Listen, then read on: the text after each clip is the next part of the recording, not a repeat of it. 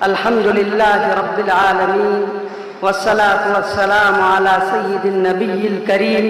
وعلى آله وصحبه اجمعین۔ اے باد صبا کچھ تو نے سنا مہمان جو آنے والے ہیں، اے باد صبا کچھ تو نے سنا مہمان جو آنے والے ہیں، کلیاں نہ بچھانا راہوں میں ہم پلکیں بچھانے والے ہیں۔ معزز اکابرین دارالعلوم نور الاسلام، مہمانان گرامی قدر، اساتذہ کرام اور احباب نوریہ و خصوصی مہمان معظم،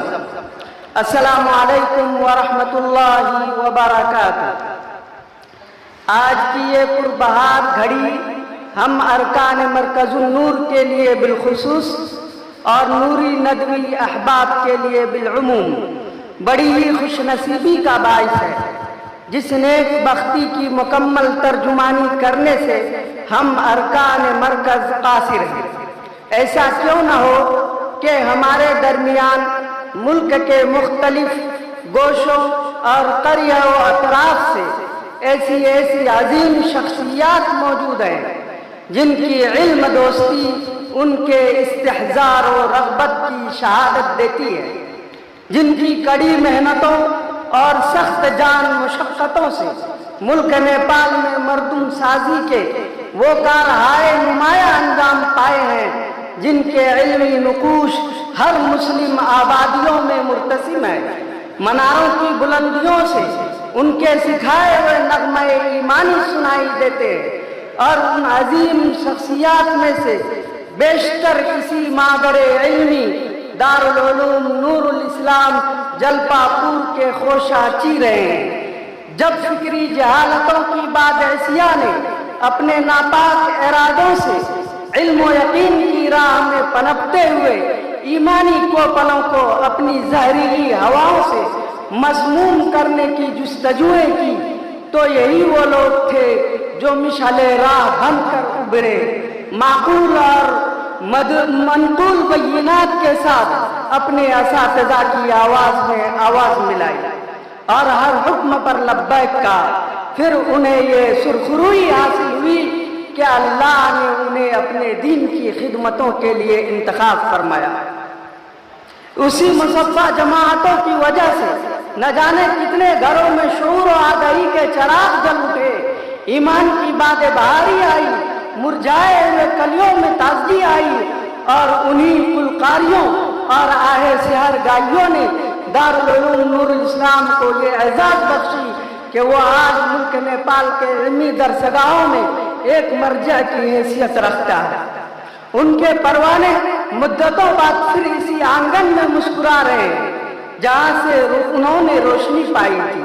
اور خلوص و عقیدت کا نذرانہ اپنے معلموں اور مربیوں پر نچھاور کر رہے ہیں۔ فرد جذبات سے محو حیرہ قرطاس و قلم سے نکلے ہوئے تمام لفظی شہپارے اس جمیل عکس کی منظر کشی کرنے سے عاجز ہیں۔ اگر انطباعات و مشاعر کو قدرت ازدی سے جسم و جاں کے قالب میں ڈھال دیا جائے تو حسن یوسف کی طرح آنکھیں خیرہ ہو جائے۔ معزز مہمانان گرامی، تمام اراکین مرکز النور و اساتذہ دارالعلوم کے نہا خانوں سے عقیدت و محبت کے چمکتے دمکتے گوہر فضاؤں میں ایک چاشنی گھول رہے ہیں، اور اس دار علم و عرفاں کی جانب اٹھے ہوئے ہر قدم فرحت و انبساط اور سرور و کیف کی مستی عطا کر رہے ہیں۔ ہماری اس بزم باوقار کی تمام تر کامرانیوں کا صحرا مہمان خصوصی و مہمان گرامی کے سروں پر ہے۔ آپ نے گونا گو مصروفیتوں کو چھوڑا اور اپنے قیمتی لمحات ہمیں عطا کیے۔ یہ ہمارے لیے باعث سعادت اور تشکر و امتنان کا ایک حسین نذرانہ ہے، جنہیں آب زر سے منقوش کیا جائے یا عالم کائنات کے انوار کو سیاہی بنا کر مستور کیا جائے پھر بھی کم ہے، مگر رہے رسم نباہ کے لیے ہم لوگوں کو جنبش دینے کی جسارت کرتے ہیں اور صمیم قلب سے تمام مہمانان گرامی کا پرزور استقبال کرتے ہیں اور آج کی اس علمی و تکریمی بزم مسرت میں خوش آمدید کہتے ہیں۔ ساتھ ہی ہماری دعوتوں کو شرف قبولیت سے نوازنے پر مشکور و ممنون ہے۔ یہ ہمارے لیے عیدین کی مسرتوں سے کم نہیں ہے، محض آپ مہمانان گرامی کا خلوص اور جذبہ عقیدت ہے کہ جس نے پیروں کو جوا کر رکھا ہے۔ ان لمحات طابہ کو لفظوں کے پیکر میں ڈھالنا سمندر کو کوزے میں بند کرنے کے مترادف ہے۔ یقیناً ہم آپ کی کرم فرمائیوں کا آپ کی شایان شان صلہ نہیں دے سکتے، الفاظ کی تمازت سرد پڑ جائے اور آپ کی لطافت بڑھتی کی بڑھتی رہے۔ وہ آئے ہمارے گھر، خدا کی قدرت ہے، وہ آئے ہمارے گھر، خدا کی قدرت ہے، کبھی ہم ان کو کبھی اپنے گھر کو دیکھتے ہیں۔ قبل اس کے کہ ہماری مسرتوں کے جذبات میں مزید ارتعاش پیدا ہو، مقصد عظمیٰ فرحت محبت میں کہیں چھوٹ نہ جائے، ہم چاہتے ہیں کہ مرکز النور کے بنیادی مقاصد پر ایک طائرانہ نظر ڈالی جائے تاکہ افادیت عام ہو جائے۔ آج کی یہ بزم باوقار کیوں کر سجائی گئی، وہ کون سی عظیم المرتبت ہستی ہے جن کی تعظیم و توقیر نے ہمیں محفل تکریم پر ابھارا؟ امنگوں اور آرزوؤں کا وہ کون سا سیلاب امٹ پڑا کہ یک لفظ زبان ہوش مندوں سے یہ صدائے بازگشت آنے لگی کہ اعزاز و تکریم کی محفل سجائی جائے، اپنے بزرگ اساتذہ کی خدمات کو سراہا جائے، اعتراف کیا جائے تاکہ نسل جدید کو ایک مثبت پیغام دیا جا سکے۔ اس دور افتادہ میں جبکہ استاد شاگرد کا جذبہ احترام ماند پڑ چکا ہے اور باہمی تعلقات کی راہیں بہت طویل ہو چکی ہیں بلکہ مسدود ہونے کو ہے، ہر کس و ناکس کے لیے زیارت معلم دشوار تر ہو چکی ہے، کہیں کیوں نہ ہم احباب نوریہ اس خلا کو پر کرنے کی پہل کریں۔ اسی جوش مسلسل کی پہلی کڑی وہ عظیم باوقار ہستی ہیں جنہیں ہم آپ حضرت مولانا محمد ایوب صاحب ندوی مد ظل العالی ناظم دارالعلوم نور الاسلام جلپا پور کے نام سے جانتے ہیں۔ یہ زلف بردوش کون آیا، یہ کس کی آہٹ سے گل کھلے ہیں، یہ زلف بردوش کون آیا، یہ کس کی آہٹ سے گل کھلے ہیں، مہک رہی ہے فضائے ہستی تمام عالم بہار سا ہے۔ ان کی زندگی کے اکثر ایام دارالعلوم نور الاسلام کی آبیاری میں صرف ہوئے، مردم خیزی اور انسانیت سازی کے لیے انہوں نے پوری عمر لٹا دی، قوم و ملت کے نوجوانوں اور نونہالوں کی تعلیم و تربیت کے لیے اپنے آپ کو کھپا دیا۔ علم و کمال کے بے شمار مہتاب و آفتاب انہی ہاتھوں سے بن کر ملک نیپال میں چمکے۔ شاید کچھ ہی علوم و معارف کی ایسی در صدا ہو جہاں ان کے نکھارے ہوئے سیارے چمکتے نہ ہو، وگرنہ شہر میں روشنی کیا ہے۔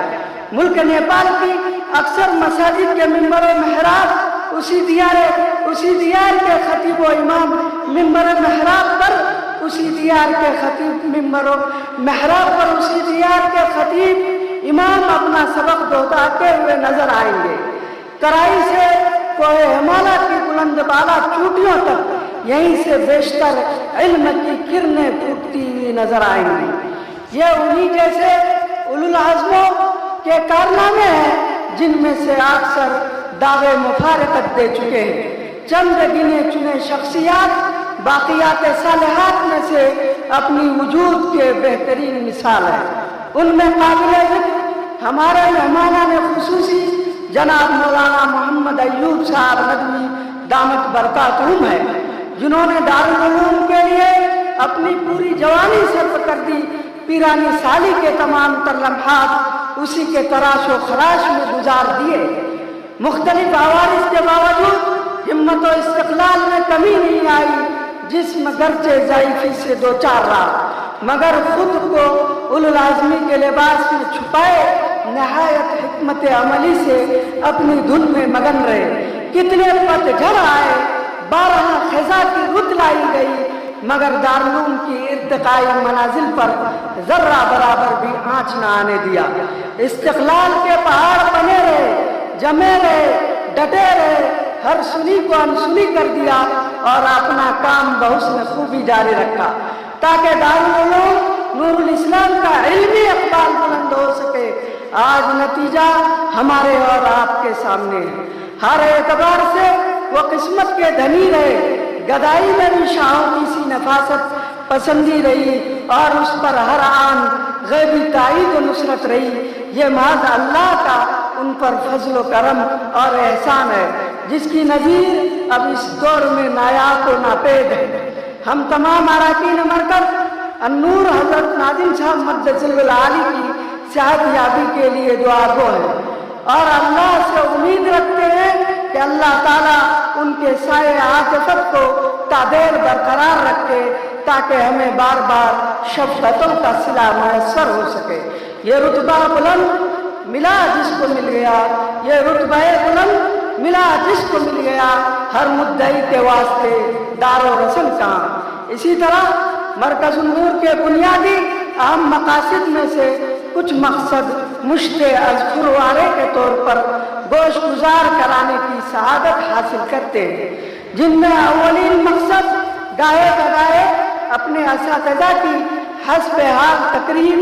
اور ان کی خدمات کا اعتراف، اسی طرح ابناء نوریہ کی قابلہ صلاحیتوں کو اجاگر کرنا، تالیف و تصنیف کے میدان میں ان کی علمی و معنوی رہنمائی کرنا، قومی و ملکی زبان میں تحقیقی مواد فراہم کرنا شامل حال ہے۔ یہ ادارہ وسطیت کی میزان پر ہر ایک علم دوست کو قبول کرنے کی صلاحیت رکھتا ہے، اپنے محدود دائرے کو وسیع کر کے ملکی پیمانے پر ادبی و علمی تحقیقات کو فروغ دینے کا جذبہ رکھتا ہے۔ چونکہ یہ اپنے ابتدائی مراحل طے کر رہا ہے، اسباب و وسائل محدود ہیں جن کی فراوانی کے لیے احباب کوشاں ہیں اور اللہ سے دعائیں کر رہے ہیں کہ اللہ تعالیٰ اس کی افادیت کو پوری امت مسلمہ کے لیے عام کرے۔ محض چند ماہ کے درمیان ان کے 3 اہم کام منظر عام پر آ چکے ہیں، جن میں سب سے پہلا کام حضرت مولانا سید سلیمان ندوی رحمت اللہ علیہ کی مشہور آفاق کتاب رحمت عالم کا نیپالی زبان میں ترجمہ، جس کی طباعت ہو چکی ہے اور اس کتاب کو سیکریٹری مرکز نے بڑی عرض کے ساتھ تیار کیا ہے۔ افادہ عامہ کے لیے مرکز النور نے اس کی اشاعت کی ہے۔ ہم اس مفید خدمات کے لیے جناب مولانا محمد سہیل صاحب ندوی کو بھی خراج تحسین پیش کرتے ہیں اور اللہ تعالیٰ سے مزید خیر کی امید رکھتے ہیں۔ جبکہ مرکز النور کا دوسرا تحقیقی کام دائمی اوقات الصلاۃ ہے، جسے ملک نیپال کے 2 عظیم درسگاہوں کی موافقت سے تیار کیا گیا ہے، جس کے لیے حافظ عبدالقیوم صاحب ندوی، استاد دارالعلوم ہاضہ مولانا رضوان صاحب ندوی، ممبر مرکز النور مولانا سہیل صاحب ندوی، جنرل سیکریٹری مرکز النور خراج تحسین کے مستحق ہیں۔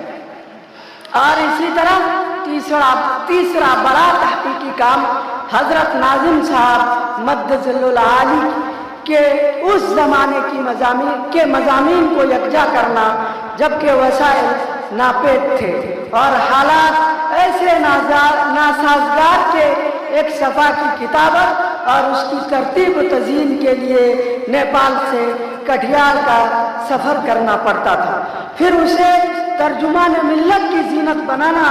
جو شیر لانے کے مانند تھا۔ ان تمام مضامین کو ایک فاضل استاد جناب مولانا محمد عثمان صاحب ندوی، استاد دارالعلوم ہاضہ اور ممبر مرکز النور نے بڑی جافشانی کے ساتھ جمع کیا ہے اور انہیں کتابی شکل و صورت عطا کی ہے جس کا نام جستجوئیں میری ہے۔ انشاءاللہ آج اس کا رسم اجرا ہوگا، جس کے لیے مولانا عثمان صاحب ندوی بھی خراج تحسین کے حقدار ہیں۔ ہمارا دین مرکز نور للبحث والنصر ان کی علمی کاوشوں کو سراہتے ہیں اور دل کی گہرائیوں سے انہیں مبارکباد پیش کرتے ہیں۔ اللہ تعالیٰ اس کتاب کو باعث خیر و نفع بنائے اور اس کے مصنف و مرتب دونوں کو حسب درجات جزائے خیر عطا فرمائے، آمین۔ بس ہم انہی ٹوٹے پھوٹے بکھرے بے ہنگم کلمات سے اپنی اس بات کو اس شعر کے ساتھ ختم کرتے ہیں اور پھر سے آخر میں تمام مہمانان گرامی کا دل سے شکریہ ادا کرتے ہوئے رخصت ہوتے ہیں کہ برق کیا، شرارہ کیا، رنگ کیا، نظارہ کیا۔ برق کیا، شرارہ کیا، رنگ کیا، نظارہ کیا، ہر دیے کی مٹی میں روشنی تمہاری ہے۔ تمہارے ساتھ یہ موسم فرشتوں جیسا ہے، تمہارے ساتھ یہ موسم فرشتوں جیسا ہے، تمہارے بعد یہ موسم بہت ستائے گا۔ وآخر دعوانا ان الحمدللہ رب العالمین۔